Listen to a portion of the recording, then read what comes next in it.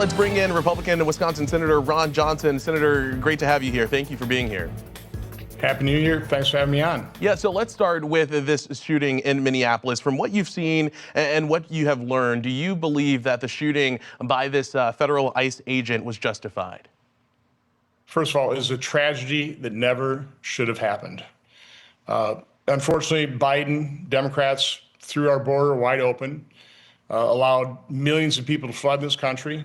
A lot of bad people in that population, murderers, rapists. It's created an enormous mess that the Trump administration is trying to clean up. And so these are lawful enforcement actions. And unfortunately, the left that supported the open border policies are now inciting and encouraging individuals to interfere and obstruct these lawful enforcement actions. And as a result, we had this tragedy. So it's tragic. By and large, I'm going to be supporting law enforcement. I mean, all of a sudden, when you have a large vehicle being revved up and barreling toward you, you're on a hair trigger. It's not exactly like ICE agents haven't been coming under assault. They've been used, vehicles have been used in ramming instances.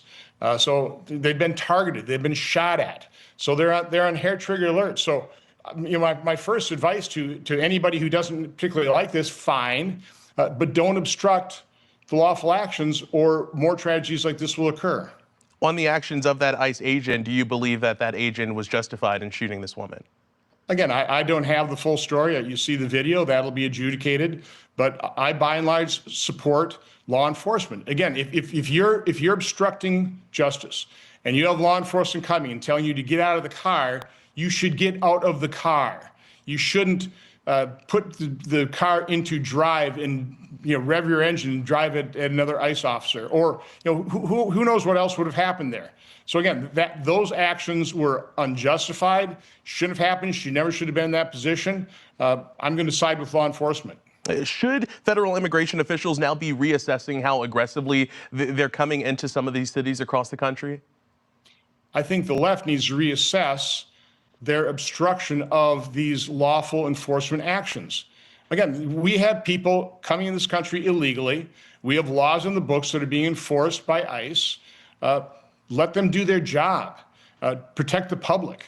Again, I'm going to support law enforcement. In the video that everyone has seen, do you believe that what we're looking at in the video that you have seen as well, that we're looking at a case of someone acting in an act of domestic terrorism? Again, we have a small segment of what happened here. We see the tragedy, what led up to it. Again, and not just within that instance, but when you have a pattern of these protesters using vehicles to ram ICE vehicles, when you have ICE officers have been shot, I understand how on alert they are, and you're just playing with fire.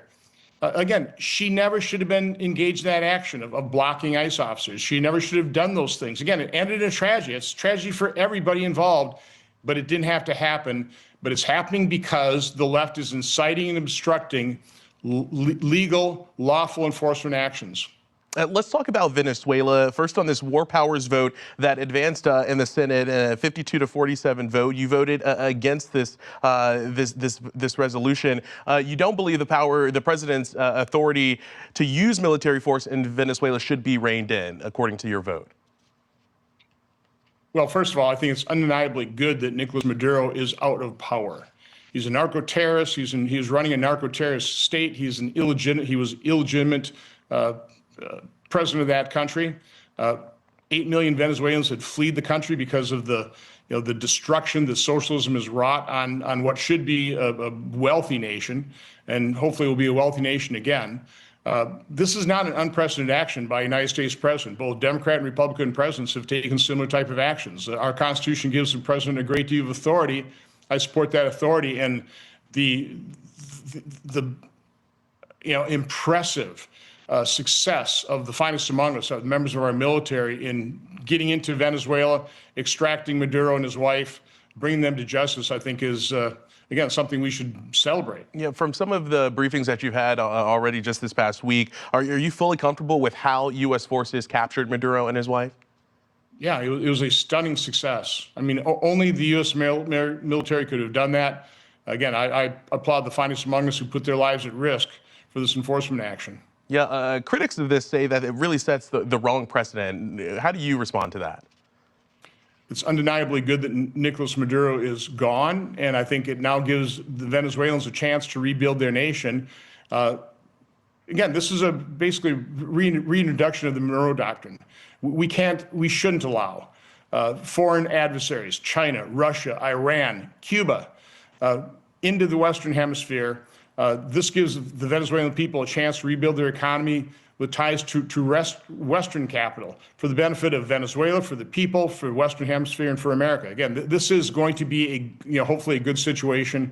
I'm hoping it turns out well. The president has mentioned several other countries in the past week related to Greenland. Would you back any use of military force by the administration to take over that country? That's not going to happen. I think previous administrations had literally tried to buy Greenland. This isn't something new. American presidents, administrations have recognized the strategic importance. We have a treaty in place with Denmark, their NATO ally.